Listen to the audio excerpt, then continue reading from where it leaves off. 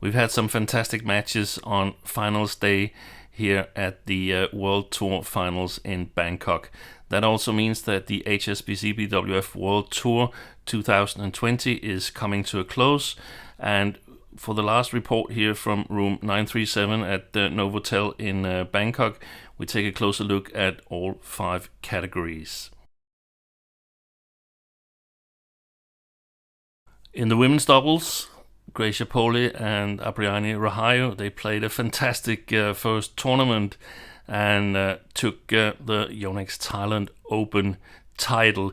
It seemed like the duration of these 3 tournaments got to them in the end, but they were part of 4 dominant pairs who more or less divided these tournaments between them. 3 different winners, but it could have been Kong Hee-young and Kim So-young who took consecutive titles had they used one of their 6 match points in the World Tour Finals. However, a strong comeback by Lee and Shin, who turned the tide on their compatriots and eventually came out winners of the World Tour Finals.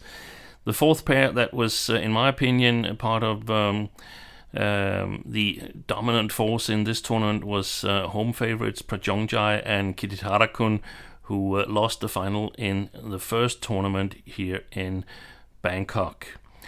There was a little bit of a gap to the following pairs there, and it shows that there was at least 3 to 4 pairs from Japan missing, and pretty much the same from China. So the depth in the women's doubles category is perhaps not as deep as the 4 other categories. So the men's doubles became a big triumph for Li Yang and Wang Qilin from Chinese Taipei. We knew that they could play well, and they've showed that ever since they formed their partnership back in 2018. But it still was a surprise to me, and perhaps others as well, that they took all 3 titles here in Bangkok. Also, the determination and motivation throughout all 3 weeks, that's impressive in my opinion. I'd expected Asan and Setyevan to be fierce competitors for the title, but an injury to Asan in his calf muscle in the beginning of the 3 tournaments, and perhaps also a little bit of psychology, as he must have had his mind a little bit somewhere else as he became the father to a daughter during these 3 weeks here.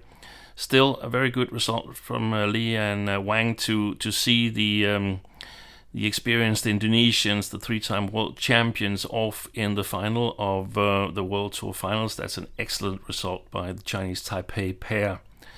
Malaysian men's doubles were a little bit up and down. There were some good results.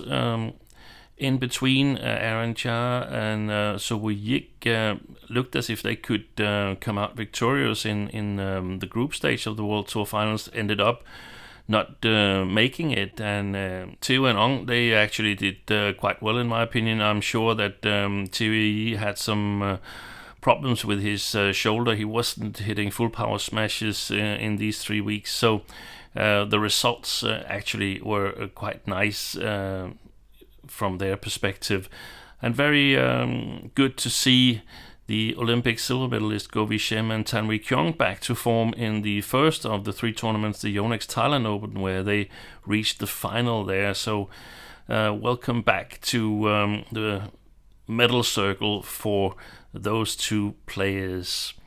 Of youngsters, worth noticing was Leo Rolly Canando and Daniel Martin from Indonesia, who was in the semifinal in the first tournament, but also Englishmen Ben Lane and Sean Wendy, who reached the semifinal of the World Tour Finals and capitalized on the opportunities at hand. So it looks like the men's department is really healthy in English badminton, as Chris Langridge and Marcus Ellis can definitely get some real good competition back home on the practice in Milton Keynes. Well, what a final that was in women's singles, as Tai Tzu Ying turned the momentum to her advantage and won the World Tour Finals. I have to say, Carolina Marin was, for me, the player of these 3 Thailand leg tournaments. She played extremely fast and won the first 2 tournaments in convincing style. But what a great comeback from Tai Tzu Ying, who clearly wasn't at her best in the first tournament, worked her way into it and had some slips also in the World Tour Finals, where she lost in the group stage to Pompavi Cho Chung Wong, but came back and eventually took the title. Very drifty conditions in Impact Arena today, and it seemed like the shuttles just a little bit to the fast side. But what a final these 2 players they gave us. That was just amazing badminton. To me, the best and highest quality badminton match that we've seen over the weeks here in Bangkok. Other players worth mentioning in the women's single is, in my opinion, Pompavi Cho Chung Wong, who in the World Tour Finals made her breakthrough, in my opinion, by beating both Ratchanok Intanon, her compatriot in the group stage, as well as Tai Tzu Ying finishing first in her group. It was the first time since 2009 that Ratchanok Intanon had lost to a fellow Thai player. An Se-young also played 3 good tournaments, had a good win against Ratchanok, but eventually ran into Marin in good shape before she finally got the better of the Olympic champion in the group stage, the last match of the group stage that really wasn't that meaningful, but still a comforting win for An Se-young after losing twice earlier on in the tournament. Noticeable is also that PV Sindhu was really not getting her game going, even after her training stint for 2.5 months in England. So it really didn't work out well for the world champion, but sometimes it just takes longer time to get things to work. So it's going to be interesting to follow in the future whether she will benefit from her 2 months in England.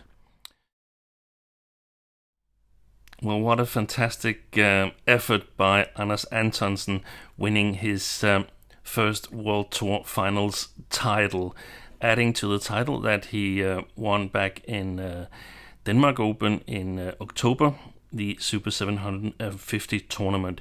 He didn't really start well in this campaign, lost the first round to Darren Liu in Yonex Thailand Open, and didn't really look good in the second week either, where he lost to Vittinghus. He suffered from coronavirus in early December and struggled to get ready to go to Thailand to make the deadline and play these tournaments. And I think we really have to commend his grit and the way he found a way to win matches, even though he, in my opinion, physically is a tad bit away from his best form. I also have to commend Anders Antonsen for winning this title. I didn't think it was possible, seeing how he played in the first 2 weeks, and I actually suggested to the Danish team that he should withdraw and leave his place to Rasmus Gemke and then cut a deal for some of his prize money. It was a good thing he didn't follow that advice, that is certain. On the other hand, I must say that to me, clearly the best player over these 3 weeks has been Victor Axelsen. He's been, if not 2 levels, then at least 1 level above his opponents. There's been numbers in the games that have been very, very low, and he's really developed his game, in my opinion. So how could he lose that final to Anders Antonsen? Well, I think that today the playing conditions in the Impact Arena was very, very different and very difficult for singles players, and I actually think that it played into the hands of Anders Antonsen. Previously we played with some shuttles that were rather heavy, and today they seemed fast, and it was very difficult to control the drift alongside the court. But take nothing away from him, because it was a tactical and mental masterpiece that he was able to win this tournament, in my opinion. There's players that, on the other hand, in my opinion, would have to go home and think really carefully what they need to do, because Anthony Ginting, apart from the first week where he was in 3 games with Axelsen, but on the other hand was down 11-7 in the second and had lost the first game, he didn't look to be in good shape. The same goes for his compatriot Jonathan Christie. Kalong of Hong Kong, he reached the final in the first tournament, but then things sort of fizzled out for him, and he didn't really make any note of himself in the following 2 tournaments. Chinese Taipei, well, 2 semifinals in the World Tour finals here. That's nice, but they also have to sort of recap and see if they're getting closer to the opponents that they have difficulties beating.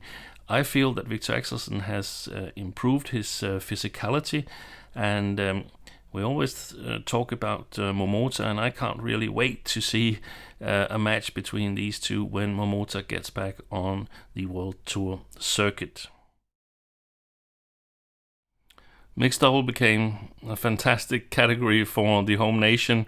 Dechapon Puavaranukroh and Sapsiree Theerachanathai, they emulated Li Yang and Wang Qilin in men's doubles and won all 3 tournaments. What a fantastic effort from the Thai pair, who also became the first players from Thailand ever to win a World Tour final.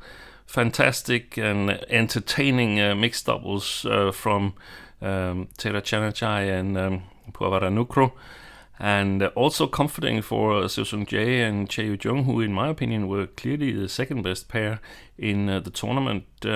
Met the 2 Thai players in the semifinal of the first tournament and then twice in the final. I was a little bit disappointed by the All England champions Jordan and Octavianti. They were not really at their best in my opinion, but I was impressed by some of the young Europeans, Tom Kikel and Delphine Denouret.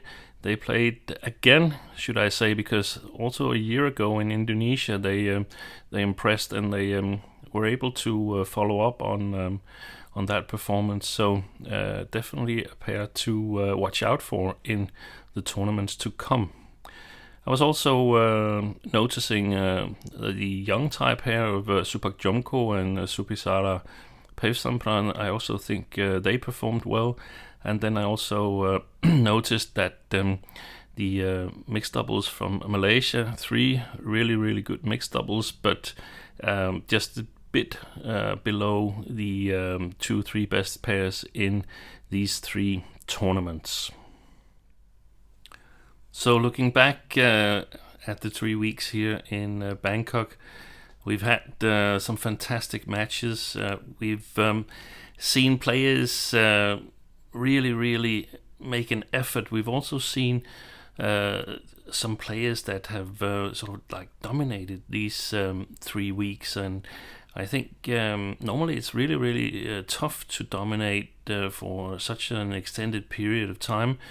But I think the absence of the Chinese team and the Japanese team has had its say, and also that the players has not have had to travel in between tournaments. So the winners from last week's tournaments, they are simply more fresh when the new tournaments start, as long as the tournaments are conducted in the same venue. So the next tournament coming up is also the beginning of the 2021 World Tour, and that's happening in Switzerland, in Basel, in the beginning of March. The week after that tournament, the World Tour is in Mülheim in Germany for a Super1000s tournament. Both these tournaments count towards the Olympic qualifying list. And following those 2 tournaments, it's Birmingham and the traditional All England tournament. Lots of badminton hopefully happening from the beginning of March. The Olympic qualification ranking list is supposed to finish mid-May. So until then, bye for now.